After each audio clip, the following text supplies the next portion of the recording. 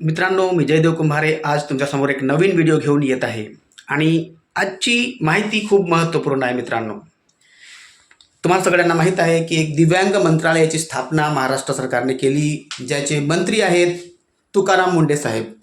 आणि त्यांनी एक महत्त्वाचा GR दिला आहे, एक महत्त्वाचा निर्णय घेतलेला आहे तुमच्या हिताने, जितके लोक दिव्यांग आहेत, निराधार आहेत त्यांच्या हिताने. कारण प्रत्येक क्षेत्रामध्ये फ्रॉड लोक पण असतात, जे दिव्यांग नसूनही दिव्यांग असल्याचे डॉक्युमेंट बनवतात. आपल्या जिल्ह्यामध्ये कोणत्या अधिकाऱ्याला पटवून कसं तरी करून ते नकली दिव्यांग बनतात, फ्रॉड दिव्यांग बनतात आणि त्यांना कोणीच काही करू शकत नाही. कारण जर कोणी रिपोर्टही केली तर रिपोर्ट कुठे जाणार आहे? ज्या ठिकाणाहून दिव्यांगचा दाखला त्यांना मिळाला, कार्ड मिळालं, त्याच ठिकाणी रिपोर्ट जाते. मग ते लोक स्वतः दिलेल्या निर्णयाचा विरोध कसे करतील, म्हणून ते लोक म्हणतात की हा खरा दिव्यांग आहे. तर अशा गोष्टीचा उपाय होता नाही.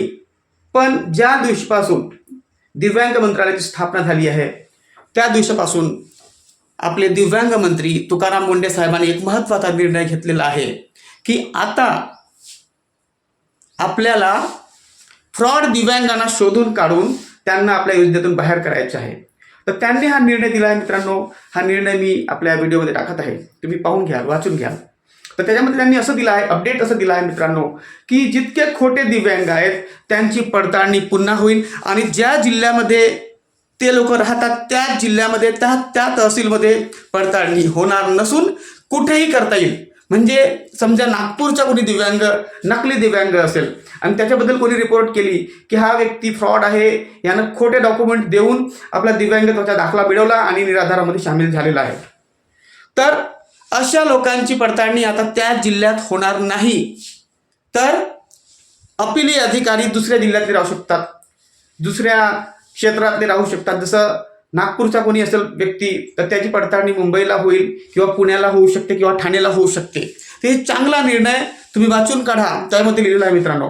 तर त्यात कसं होईल, फायदा कसा होईल? तुम्ही म्हणाल माझा फायदा काय? मित्रांनो, गोष्ट कशी आहे, योजना सरकारच्या खूप येतात पण योजना तुमपर्यंत पोहोचत का बरं नाही? कारण खूप जास्त लोकांचा भरणा असतो आणि जास्त लोक म्हणजे खरे दिव्यांग नसतात, तर ते खोटे असतात, खोटे डॉक्युमेंट देऊन दिव्यांग बनतात. तर असे लोक योजनेतून बाहेर काढण्यामध्ये सरकारचा आता हात राहील.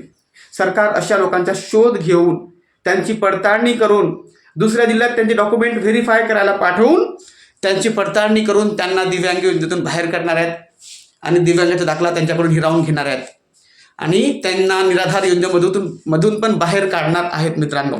म्हणजे फ्रॉड लोक बाहेर निघतील, मग फक्त खरे आणि प्युअर लोक राहतील. ह्या आनंदाची बातमी तुमच्यापर्यंत पोहोचवली मित्रांनो. हा GR वाचून घ्या. नवीन असाल तर माझ्या चॅनलला सबस्क्राईब करा, लाईक करा, हाईप करा आणि कॉमेंट नक्की करा मित्रांनो. Thank you for joining with me.